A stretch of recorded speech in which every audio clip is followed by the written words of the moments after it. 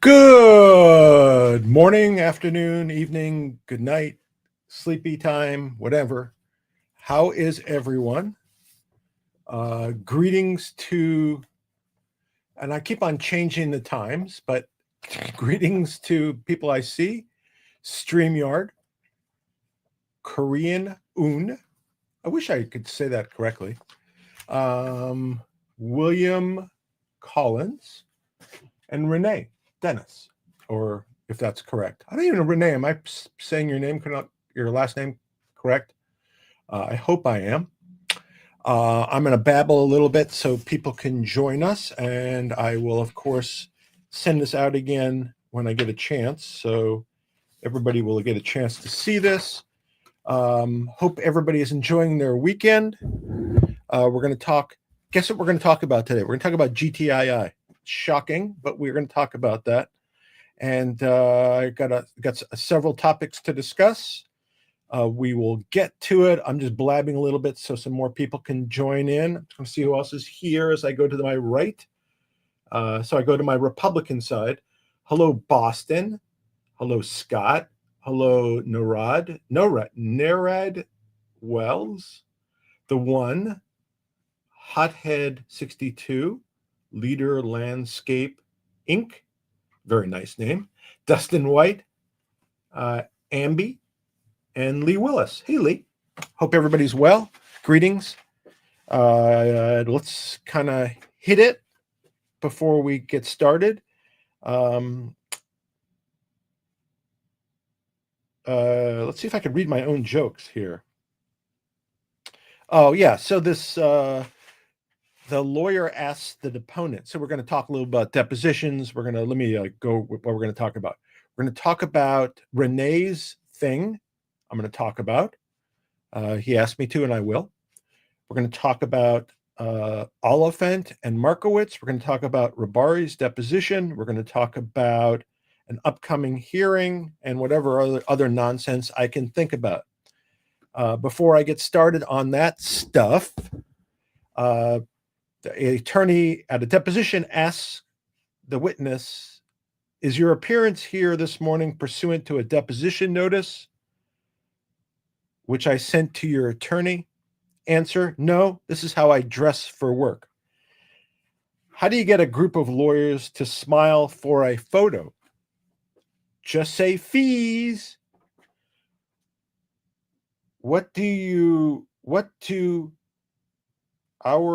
I can't even read my own lining.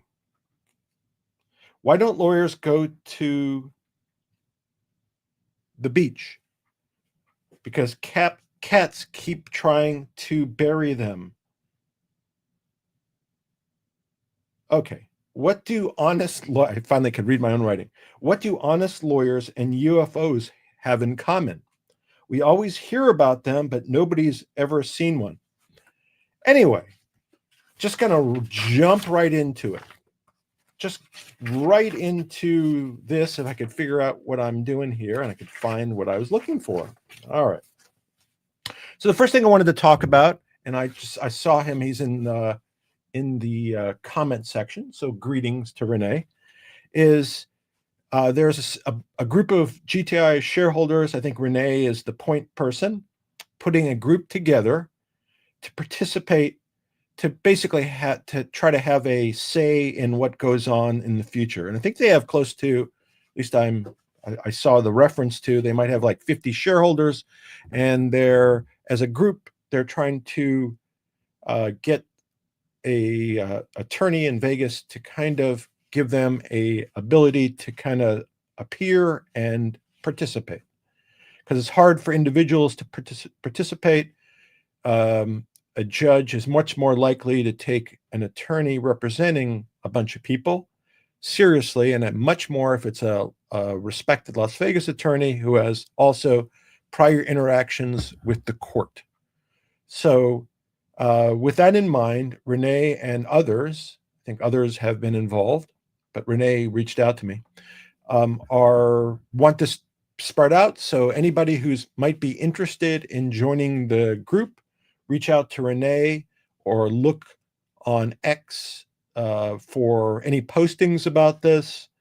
and feel free to contact them. Now, the relevance of that is there will be a court hearing with the receiver reporting on the status of everything in court on January 14th, 2026. Hard to believe it's already 2026, or we're just about there. At 1:30 p.m. in Department 16 in the court in Las Vegas, the downtown court in the 8th Judicial District. I think it's the 8th Judicial District or the 8th District. And I think the idea is for that particular hearing to have counsel represent that group and the individuals of that group so that they could, one, be there and talk to the judge about what's going on, or at least participate and maybe talk to other counsel, the receiver, etc., and more in a stronger position for shareholders' interest to be considered. And I've had some interaction with Renee. I hope Renee is a male. I've never seen him or spoken to him directly, but I find him to be very credible and very interested in shareholders and their interest, along with many others. So if that's an interest of yours, please reach out to him and let him know your interest. And I know they're trying to get a group together because they have to put a pot together to hire counsel. So reach out to him if you're interested. If you're not interested, don't reach out. But reach out if you're interested. I think he's legit, credible, interested in shareholders along with the people he's with. So go for it. I think it's just more of wanting to assert shareholder interests. So I think that's really interesting. Before I go on, so I'll leave that. Reach out, or you don't have to reach out. But if you do, I think he's good, and I'll leave it as such. Before I go on, talking about the deposition of Mr. Rabari, I was thinking about this, and I've thought about this many times. So I'm watching this show. This is kind of completely unrelated, but I'm watching two things that stood out for me. One, I see a bunch of cop shows. I forgot which cop show it was, but they end up arresting somebody, and they're interrogating him, and they're trying to get him to take a deal. And it may be the case that they should take the deal, at least factually. And the way to present it is they turn down the deal and they get convicted, but they don't show the sentencing. So there's no correlation between the deal and what the punishment is. So anyway, from a lawyer's perspective, that caught my attention. So because they don't say they kind of imply by refusing the deal, they got convicted and had to serve time, but they don't indicate that they might get less time because the judge might give them less time. Because as we can see from sentencing, this is now editorializing, from sentencing, the judges give whatever they think is appropriate within guidelines, and it may be a lot less than we think is appropriate. So that's where that stands. That's about that. The other part was I watched the other show I was watching was an FBI show. It's called The FBI, as a matter of fact. And this happens also in the police shows, but especially in the FBI show, they're chasing some really bad guy, and they have 4 people. So they have no extra people there to block off streets, to barricade houses, to remove people, etc. And every time I see these big scenes in real life, there's hundreds of cops and manpower to block off. In these shows, the bad guy always gets away because they only have 3 people going after a mass murderer. Seems ridiculous to me. I wish they would show that accurately. Just my particular concern. I attended, or at least I saw, a court hearing. I was on Zoom, so I attended the court hearing brought by, so a motion was brought by Oliphant, who's a former attorney, apparently of GTII, that seems to be the case, representing Markowitz's entity, and representing all others, apparently, or seeking relief from all others from the share freeze. So what they did is they filed a motion seeking all the frozen shares to be unfrozen so that everybody could trade them. I'm not a big fan of that. I think the reason they were frozen is because at least there was some suspicion that they should be, and the judge agreed, and the judge makes those calls. So if the judge makes the call, then we go with it. So they're contesting that. They file a motion, and then on top of that, then the attorney for Markowitz, Dylan Siciliano, filed a motion to disqualify Oliphant from representing Markowitz CYA because of his prior relationship with GTII, and perhaps his, at least that was the argument that was presented, perhaps that he'd been given confidential information about GTII, and then therefore is a disclosure. And if you're preparing lawsuits for a company, realistically, you're going to gain access to all kinds of information. I think also he represented Reichman in a deposition. Therefore, he would also have been, at least in my opinion, exposed to, or potentially exposed to, confidential information. So that motion was heard last week, today, I think Thursday of last week. Oliphant and Markowitz appeared in court along with others, and Dylan Siciliano. And by the way, I try to be fair, and I think Dylan is a very good attorney and is doing as far as depositions, etc. Even though if I don't really like them all together, I think he's doing a very competent job, and so I again try to be fair. I try to also, I think I sent him a bunch of questions for the last deposition. He may have used some, may not. But anyway, I spent some time and gave him some questions. But at the hearing, Oliphant and Markowitz showed up, and I had not seen either before. And let me just say that, and just in my opinion, they didn't make a great appearance. And if that was the great legal talent leading GTII, it makes sense. That's where GTII is today. The court heard the arguments. The judge is trying to be very careful. Again, this judge is very well respected. I think he does a good job. He I think, likes the records to be complete so that he doesn't get reversed on appeal. So, like for this motion, where they're trying to disqualify the attorneys, there were follow-up depositions that were going to occur, and he wanted the record supplemented, I think, so that if somebody appealed the disqualification, which somebody might, that if it goes up on appeal, the appellate court will say there's an adequate record, and they won't get pissed off at the judge and reverse. So as it turned out, I think it was Thursday, on Monday, there's the deposition of Oliphant, and on Tuesday, Markowitz, and I think on the 17th, there's another attorney deposition. And there was a deposition of Rabari also. I think he testified about Oliphant also drafting a complaint, is my recollection, which might mean that he was actively representing GTII. Now, I don't know if that was accurate. I don't remember the specific language, but it seemed like there was some representation that Oliphant had drafted a complaint that maybe I think he said that he hadn't drafted, he provided, I guess he discussed it in Rabari's deposition. He seemed to suggest that he prepared it, although again, I don't think it was specific, and I don't recall the specific language, but it certainly gave me the impression, and I think it gave Dylan the impression, that he had actually prepared the complaint. And again, the issue is whether he represented GTII, and also did he get confidential information. So the deposition of Oliphant will be Monday, and I will attend at least part of that. Markowitz will be Tuesday, and I will attend at least part of that. It'll be interesting to see what is said, and we'll go from there.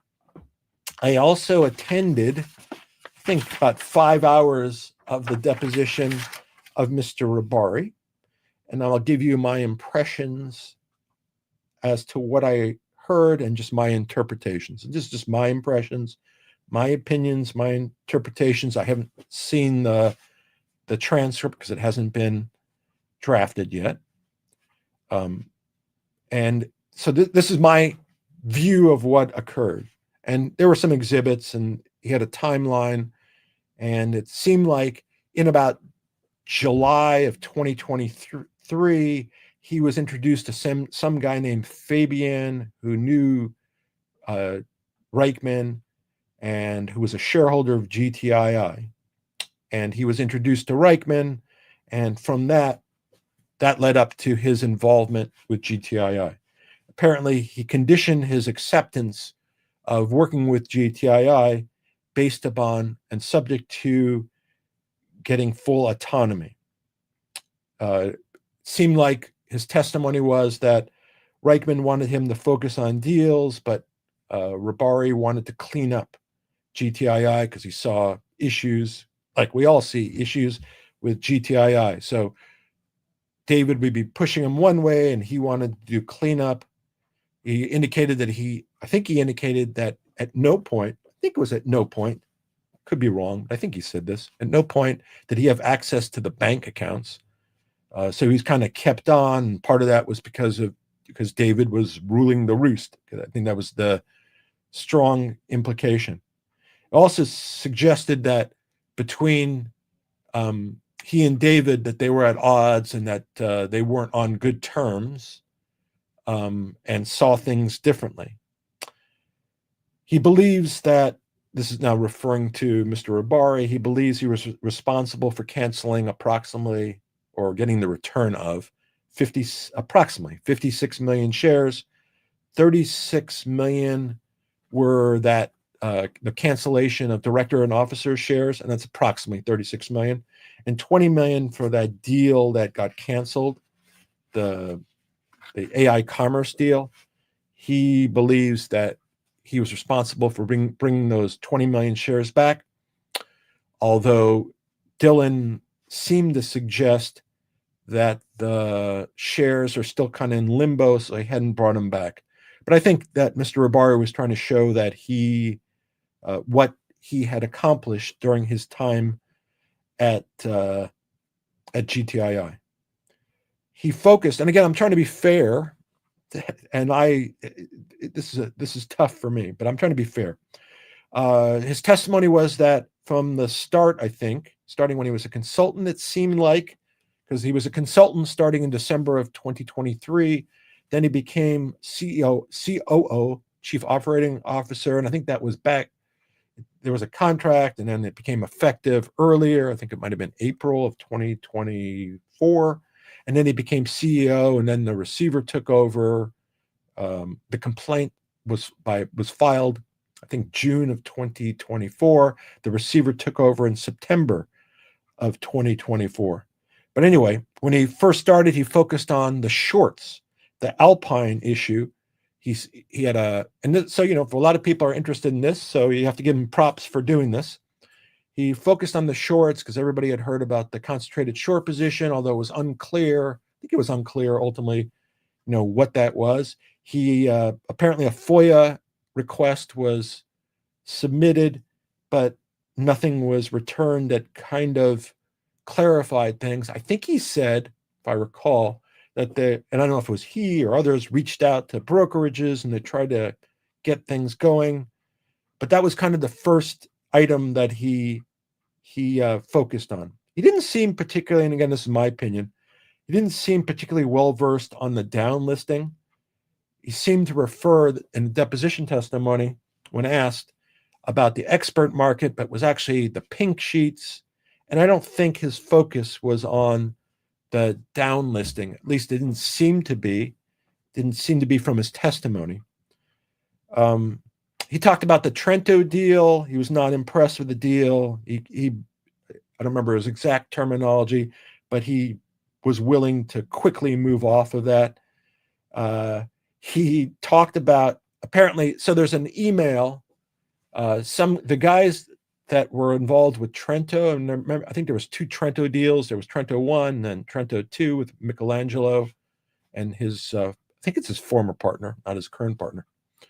And I met with Michelangelo once, and apparently at some point in time, more than apparently, they sent out something to representatives of GTII on my behalf, even though they didn't have any authority to do that.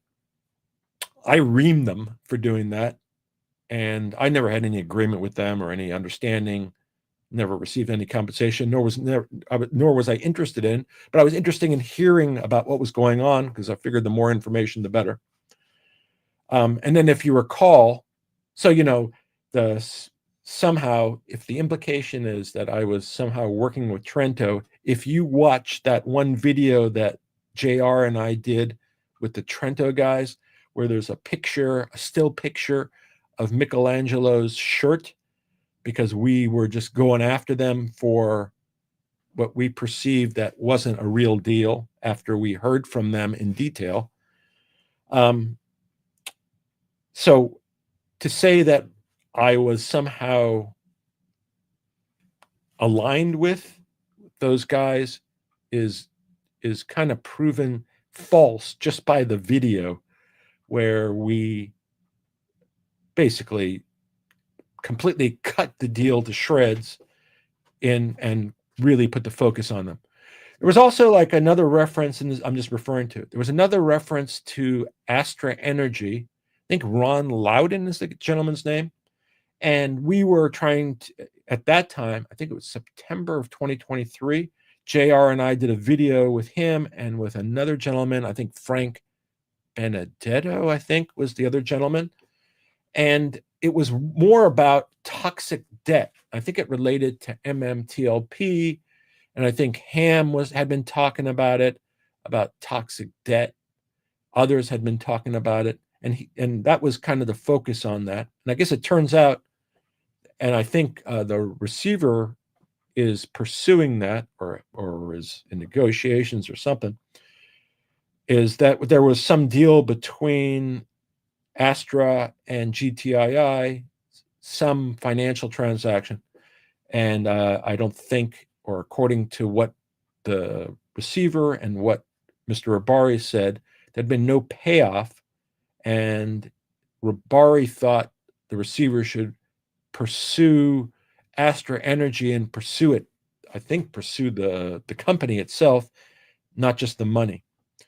I know that in the receiver's reports, they've referenced going after. But anyway, the September 2023 video we did, and we did one, was focused on, I think even the title talks about it, toxic debt. Somehow there was suggestion, I don't even know what the suggestion was. Somehow there was suggestion that somehow JR and I were connected to Astra Energy because we showed one video where the guys were talking about the toxic debt and what the company did. Not true, but that came up during the deposition too. His compensation package came up, and this is my interpretation of what he said. He said, and I think he per the contract he got, he was entitled to a whole bunch of shares over time, but he got the first year something on the order, it was either 4 or 8, I believe it was 8 million shares. And I think the way he presented it, that the day, if even based upon signing that agreement, even if he would have quit the next day, he would have been entitled to the full 8 million shares. As to the other shares, I don't know if he gave a specific answer, but as to the 8 million, he thought per the contract he was entitled to the shares. And there was some discussion about that during the deposition. Besides myself, which he spent about 2.5 hours. So the deposition was 5.5 hours. I think he spent probably 2.5 hours on me. He certainly does not like me.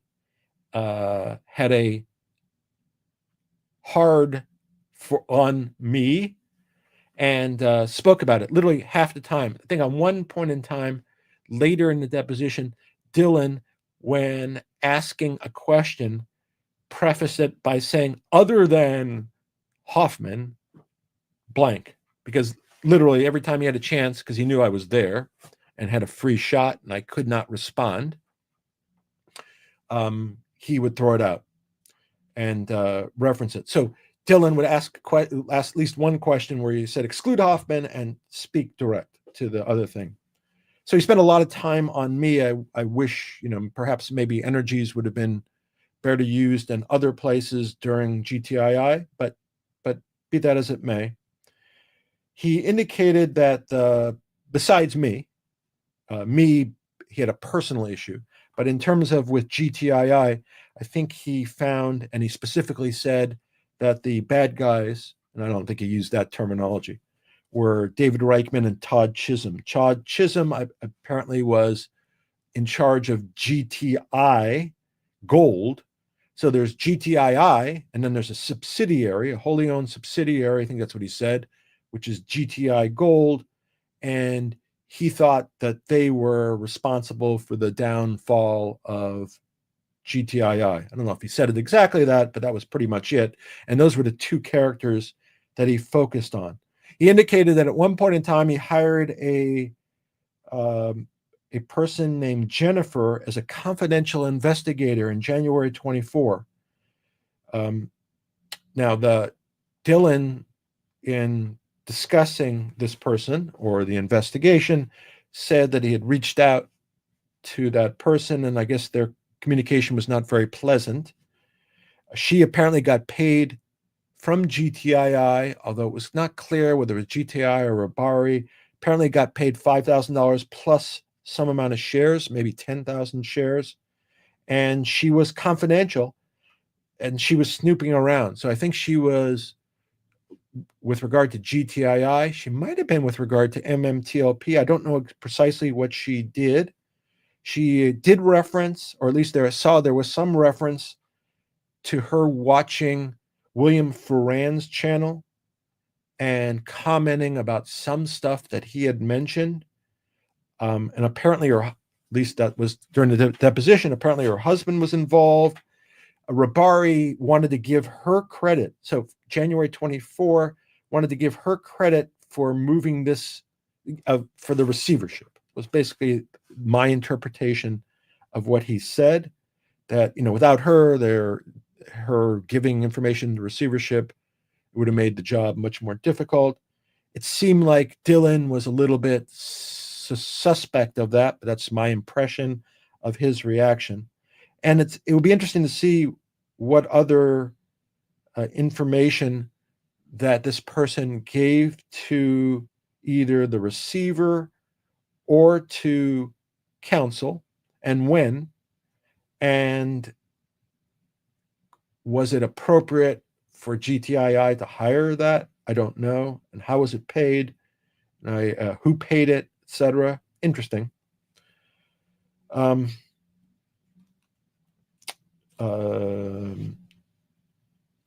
In general, so that's the general point. So, besides me that he hated, and he spent 2.5 hours berating for various reasons because he knew I was there and couldn't say anything.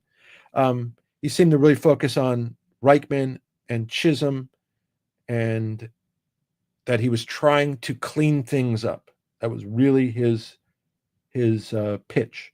And notwithstanding whatever, I have my own feelings about him that I'll keep to myself.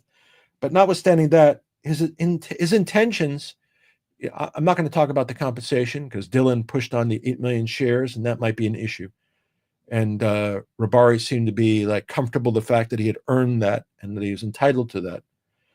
But notwithstanding that, just to be fair, I thought his intentions with regard to GTI seemed okay, and that he did try to clean things up. At least it appears that from his testimony, although I don't know the full picture, so I don't know what went on. And I didn't think he gave super full answers to a lot of questions, but it seemed like his intentions were good, and he was not aligned with David's interest, did not do any of the things, certainly was responsible for helping and convincing these guys to bring back the 36 million shares. But I thought after hearing from him, I thought his intentions, notwithstanding compensation, seemed pure, and that he was interested in moving forward. So I found that to be an interesting deposition. It was like, for me, having my teeth pulled because I had to listen to him berate me for 2.5 hours. And some of it, unfortunately, because he indicated he is not a lawyer, and I don't know if he even looked at the First Amendment complaint. If you recall, he sued me for defamation. The statute of limitations is already run on that stuff anyway, and the complaint was dismissed. And also the First Amendment complaint. So I bitched about that complaint when it went out because I didn't have any quotes. So it was like somebody's interpretation of what I said. So just to give you an example, and it's this completely unrelated, but it would be somebody like saying, if I said, it's my impression, and I'm kind of guessing here, that maybe some company was unhappy with me. And then the interpretation of the person would be, Hoffman said that the company hated him. So I think there was quite a gap from what perhaps he thought I said and what the First Amendment complaint said. And there was very few quotations. And maybe the one quotation that referred to him, I thought was positive. I think I called him a very qualified and experienced guy. That didn't seem to be negative, but whatever. But anyway, somebody must have told him. I doubt if he listened to all my videos, and perhaps somebody misinformed him as to what precisely I said. But anyway, he has a particular feeling, and whatever. It's kind of a side issue. It's not really important to the bigger picture about GTII. So he testified. Next week will be Oliphant and Markowitz, and we will go from there. So that's the summary. And then the hearing on January 14th, next month, which will be a status hearing and a report from the receiver, which I think will be very important. So let's review again. One, if you have interest, Renee Dennis is leading a group that will hire, or is planning on hiring, other Nevada counsel to have a foot at the table. I attended a hearing involving Oliphant and Markowitz regarding a motion to disqualify, and that's kind of being held. Final ruling is being held in abeyance until their depositions are complete and maybe more information can come out. Next week, Oliphant's deposition is Monday. Markowitz's deposition is Tuesday. The deposition of Rabari occurred. He basically placed the blame of GTII on Reichman and Chisholm. He focused on the fact that he was primarily focused on cleaning up GTII, whereas Reichman wanted a deal. And he claimed responsibility. Rabari claimed responsibility for bringing back approximately 56 million shares, 36 million that we know about, the directors and officers, and 20 million related to the AI commerce deal, although Dylan indicated that those shares haven't been returned. He talked about that he went after and tried to figure out about the concentrated short position in Alpine. And that's kind of a summary of that 5.5 hours. I don't think he really wanted to be involved. The deposition didn't seem like in his particularly great spirits. But again, after hearing from him, it sounded like his intentions were pure. Other than that, you can question maybe the compensation or the amount of compensation. But if that was the deal, that was the deal. But he seemed like he was not aligned with David, which is good to know. And he placed the blame, at least during the deposition, on David and Todd Chisholm from GTI Gold. So I think that's a summary. So again, feel free to reach out to Renee if you're interested. I will be attending, in part at least, the depositions of Oliphant on Monday and Markowitz on Tuesday, and sometime during the week I will report on both. If I hear anything else, I will let you know. I will certainly be following the hearing on the 14th, and I will give you an update when I hear more about the group that Renee is putting together. And with that, I will leave you be. Have a great weekend. Hope everybody is well. Take care, and we'll talk to you soon. That's it. That's all I got to say. A lot of babbling, but that's all I got to say.